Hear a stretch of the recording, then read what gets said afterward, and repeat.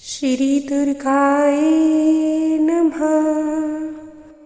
आप सभी को नवरात्रि की हार्दिक शुभकामनाएं। नवरात्रि में दुर्गा पूजा के अवसर पर दुर्गा देवी के 9 रूपों की पूजा उपासना बहुत ही विधि विधान से की जाती है। कथा आरंभ करने से पहले और सभी देवी की भी कथाएं सुनने के लिए कृपया हमारे चैनल को सब्सक्राइब कीजिएगा। यदि आपको हमारा प्रस्तुतिकरण पसंद आया हो तो हमारे चैनल को अपने बंधु बांधवों के साथ भी शेयर कीजिएगा व एक लाइक अवश्य कीजिएगा और देवी माँ के सम्मान में जरूर से जरूर लिख कर जाइएगा। जय माता दी। श्री दुर्गा सप्तशती दूसरा अध्याय।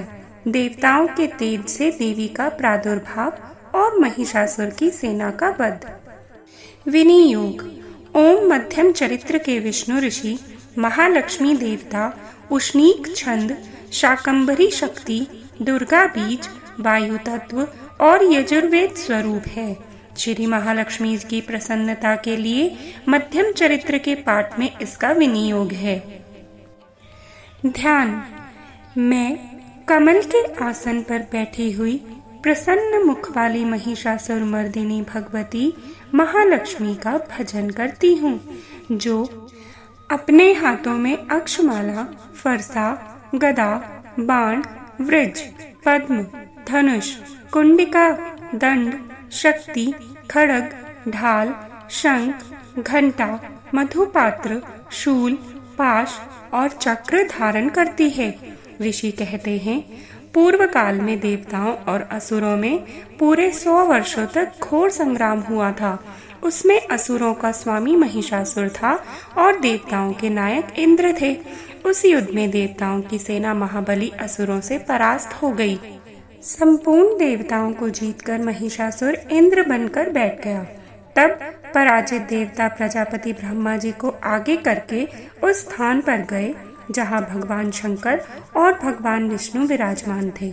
देवताओं ने महिषासुर के पराक्रम तथा अपनी पराजय का यथावत वृतांत उन दोनों देवेश्वरों से विस्तार पूर्वक कह सुनाया। वे बोले, महिषासुर सूर्य, इंद्र, अग्नि, वायु, चंद्रमा, यम, वरुण तथा अन्य देवताओं के भी अधिकार छीनकर स्वयं ही सबका अधिष्ठाता बना बैठा है। उस दुरात्मा महिष ने समस्त देवताओं को स्वर्ग से निकाल दिया है। अब वे मनुष्यों की भांति पृथ्वी पर विचरते हैं। दैत्यों की यह सारी करतूत हमने आप लोगों से कह सुनाई। अब हम आपकी ही शरण में आए हैं। उसके वध का कोई उपाय सोचिए।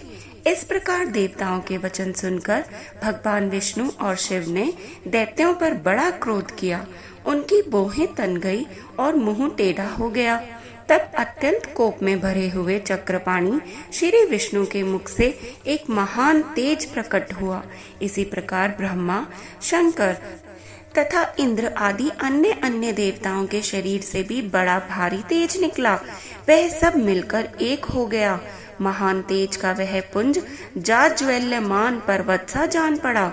देवताओं ने देखा, वहां उसकी ज्वालाएं संपूर्ण दिशा में व्याप्त हो रही थीं। संपूर्ण देवताओं के शरीर से प्रकट हुए उस तेज की कहीं तुलना नहीं थी। एकत्रित होने पर वह एक नारी के रूप में परिणत हो गया और अपने प्रकाश से तीनों लोकों में व्याप्त जान पड़ा। भगवान शंकर का जो तेज था, उससे उस देवी का मुख प्रकट हुआ। यमराज के तेज से उस देवी के सिर में बाल निकल आए और श्री विष्णु भगवान के तेज से उनकी भुजाएं उत्पन्न हुई। चंद्रमा के तेज से दोनों स्तनों का और इंद्र के तेज से मध्य भाग का अर्थात कटी प्रदेश का प्रादुर्भाव हुआ। वरुण के तेज से जंघा और पृथ्वी के तेज से नितंब भाग का प्राकट्य हुआ। ब्रह्मा के तेज से दोनों चरण और सूर्य के तेज से उनकी अंगुलियां हुई। वसुओं के तेज से हाथों की अंगुलियां और कुबेर के तेज से नासिका प्रकट हुई। उस देवी के दांत प्रजापति के तेज से और तीनों नेत्र अग्नि के तेज से प्रकट हुए थे। उनकी भौहें संध्या के और कान वायु के तेज से उत्पन्न हुए थे। इसी प्रकार अन्य अन्य देवताओं के तेज से भी उस कल्याणमयी देवी का आविर्भाव हुआ। तदंतर समस्त देवताओं की तेज पुंज से प्रकट हुई देवी को देखकर महिषासुर के सताए हुए देवता अत्यंत प्रसन्न हुए। पिनाकधारी भगवान शंकर ने अपने शूल में से एक शूल निकालकर उन्हें दे दिया। फिर भगवान विष्णु ने भी अपने चक्र में से एक चक्र उत्पन्न करके भगवती को अर्पण किया। वरुण ने भी शंख भेंट किया, अग्नि ने उन्हें शक्ति दी और वायु ने धनुष तथा बाण से भरे हुए 2 तरकश प्रदान किए। सहस्त्र नेत्रों वाले देवराज इंद्र ने अपने वज्र से वज्र उत्पन्न करके दिया और ऐरावत हाथी से उतारकर 1 घंटा भी प्रदान किया। यमराज ने कालदंड से दंड, वरुण ने पाश, प्रजापति ने स्फटिक काक्ष की माला तथा ब्रह्मा जी ने कमंडलू भेंट किया। सूर्य ने देवी के समस्त रोमकूपों में अपनी किरणों का सा तेज भर दिया। काल ने उन्हें चमकती हुई ढाल और तलवार दी। क्षीर समुद्र ने उज्जवल हार तथा कभी जीर्ण न होने वाले 2 दिव्य वस्त्र भेंट किए। साथ ही उन्होंने दिव्य चूड़ामणि, 2 कुंडल, कड़े, उज्जवल अर्धचंद्र, सब बाहुओं के लिए केयूर, दोनों चरणों के लिए निर्मल निपुर, गले की सुंदर हंसली और सब अंगुलियों में पहनने के लिए रत्नों की जड़ी अंगूठियां भी दी। विश्वकर्मा जी ने उन्हें अत्यंत निर्मल फरसा भेंट किया। साथ ही अनेक प्रकार के अस्त्र और अभेद्य कवच दिए। इनके सिवा मस्तक और वक्ष स्थल पर धारण करने के लिए कभी न कुम्हलाने वाले कमलों की मालाएं दी। जलधि ने उन्हें सुंदर कमल का फूल भेंट किया। हिमालय ने सवारी के लिए सिंह तथा भांति भांति के रत्न समर्पित किए। धनाध्यक्ष कुबेर ने मधु से भरा पान पात्र दिया तथा संपूर्ण नागों के राजा शेष ने, जो इस पृथ्वी को धारण करते हैं, उन्हें बहुमूल्य मणियों से विभूषित नागहार भेंट किया। इसी प्रकार अन्य देवताओं ने भी आभूषण और अस्त्र शस्त्र देकर देवी का सम्मान किया। तत्पश्चात उन्होंने बारंबार अट्टहास पूर्वक उच्च स्वर से गर्जना की। उनके भयंकर नाद से संपूर्ण आकाश गूंज उठा। देवी का वह अत्यंत उच्च स्वर से किया हुआ सिंहनाद कहीं समा न सका। आकाश उसके सामने लघु प्रतीत होने लगा। उससे बड़े जोर की प्रतिध्वनि हुई, जिससे संपूर्ण विश्व में हलचल मच गई और समुद्र कांप उठे। पृथ्वी डोलने लगी और समस्त पर्वत हिलने लगे।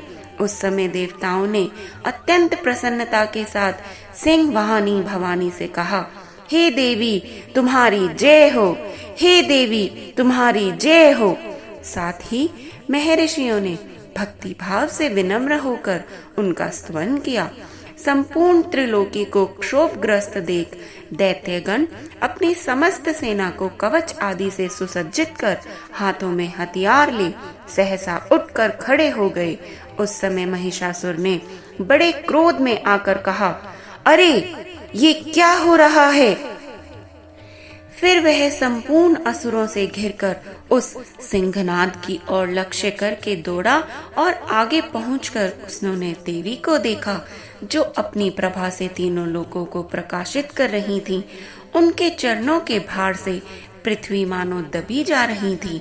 माथे के मुकुट से आकाश में रेखा सी खींच रही थी तथा वे अपने धनुष की टंकार से सातों पातालों को क्षुब्ध किए देती थी। देवी अपनी हजारों भुजाओं से संपूर्ण दिशाओं को आच्छादित करके खड़ी थी। तदंतर उनके साथ दैत्यों का युद्ध छिड़ गया। नाना प्रकार के अस्त्र शस्त्रों के प्रहार से संपूर्ण दिशाएं उद्भासित होने लगी। चिक्षुर नामक महान असुर महिषासुर का सेना नायक था। वह देवी के साथ युद्ध करने लगा। अन्य दैत्यों की चतुरांगिनी सेना साथ लेकर चामर भी लड़ने लगा। 60,000 रथियों के साथ आकर उदग्र नामक महादैत्य ने लोहा लिया। 1 करोड़ रथियों को साथ लेकर महाहनु नामक दैत्य युद्ध करने लगा, जिसके रोए तलवार के समान तीखे थे। वह असीलोमा नाम का महादैत्य 5 करोड़ रथी सैनिकों सहित युद्ध में आ डटा। 60 लाख रथियों से घिरा हुआ बाष्कल नामक दैत्य भी उस युद्ध भूमि में लड़ने लगा। परिवारित नामक राक्षस हाथी सवार और घुड़सवारों के अनेक दलों तथा 1 करोड़ रथियों की सेना लेकर युद्ध करने लगा। बिडाल नामक दैत्य 5 अरब रथियों से घिरकर लोहा लेने लगा। इनके अतिरिक्त और भी हजारों महादैत्य रथ, हाथी और घोड़ों की सेना साथ लेकर वहां देवी के साथ युद्ध करने लगे। स्वयं महिषासुर उस रणभूमि में कोटि कोटि सहस्त्र रथ, हाथी और घोड़ों की सेना से घिरा हुआ खड़ा था। वह दैत्य देवी के साथ तोमर, भिंदीपाल, शक्ति, मूसल, खड़ग, परशु और पटीश आदि अस्त्र शस्त्रों का प्रहार करते हुए युद्ध कर रहे थे। कुछ दैत्यों ने उन पर शक्ति का प्रहार किया, कुछ लोगों ने पाश फेंके तथा कुछ दूसरे दैत्यों ने खड़ग प्रहार करके देवी को मार डालने का उद्योग किया। देवी ने भी क्रोध में भरकर खेल खेल में ही अपने अस्त्र शस्त्रों की वर्षा करके दैत्यों के समस्त अस्त्र शस्त्र काट डाले। उनके मुख पर परिश्रम या थकावट का रंच मात्र भी चिन्ह नहीं था। देवता और ऋषि उनकी स्तुति कर रहे थे और वे भगवती परमेश्वरी दैत्यों के शरीरों पर अस्त्र शस्त्रों की वर्षा करती रहीं। देवी का वाहन सिंह भी क्रोध में भरकर गर्दन के बालों को हिलाता हुआ असुरों की सेना में इस प्रकार विचरने लगा मानो वनों में दावानल फैल रहा हो। रणभूमि में दैत्यों के साथ युद्ध करती हुई अंबिका देवी ने जितने निश्वास छोड़े वे सभी तत्काल सैकड़ों हजारों गणों के रूप में प्रकट हो गए और परशु, भिंदीपाल, खड़ग तथा पटीश आदि शस्त्रों द्वारा असुरों का सामना करने लगे। देवी की शक्ति से भरे हुए वे गण असुरों का नाश करते हुए नगाड़ा और शंख आदि बाजे बजाने लगे। उस संग्राम महोत्सव में कितने ही गण मृदंग बजा रहे थे।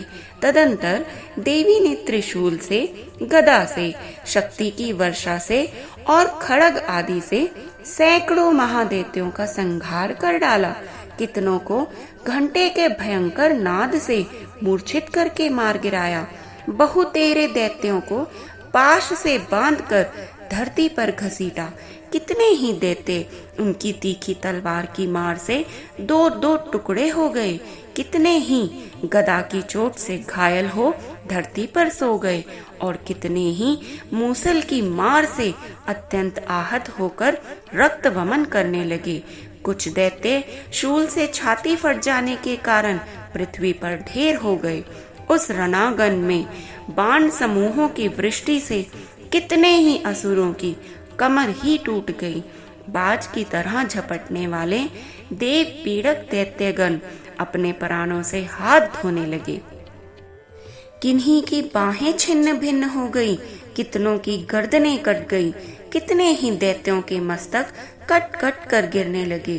कुछ लोगों के शरीर मध्य भाग में ही विदीर्ण हो गए। कितने ही महादैत्य जांघें कट जाने से पृथ्वी पर गिर पड़े। कितनों को ही देवी ने एक बाह, एक पैर और एक नेत्र वाले करके 2 टुकड़ों में चीर डाला। कितने ही दैत्य मस्तक कट जाने पर गिरकर फिर उठ जाते और केवल धड़ के ही रूप में अच्छे अच्छे हथियार हाथ में ले देवी के साथ युद्ध करने लगते। दूसरे कबंध युद्ध के बाजों की लय पर नाचते थे और कितने ही बिना सिर के धड़, हाथों में खड़ग, शक्ति और रिष्टि लिए दौड़ते थे और दूसरे महादैत्य ठहरो ठहरो यह कहते हुए देवी को युद्ध के लिए ललकारते थे। जहाँ वह घोर संग्राम हुआ था वहाँ की धरती देवी के गिराए हुए रथ, हाथी, घोड़े और असुरों की लाशों से ऐसी पट गई थी कि वहाँ चलना फिरना असंभव सा हो गया था। दैत्यों की सेना में हाथी, घोड़े और असुरों के शरीरों से इतनी अधिक मात्रा में रक्तपात हुआ था कि थोड़ी ही देर में वहां खून की बड़ी बड़ी नदियां बहने लगी। जगदम्बा ने असुरों की विशाल सेना को क्षण भर में नष्ट कर दिया। ठीक उसी तरह जैसे तृण और काट के भारी ढेर को आग कुछ ही क्षणों में भस्म कर देती है और वह सिंह भी गर्दन के बालों को हिला हिलाकर जोर जोर से गर्जना करता हुआ दैत्यों के शरीरों से मानो उनके प्राण ही चुने लेता था।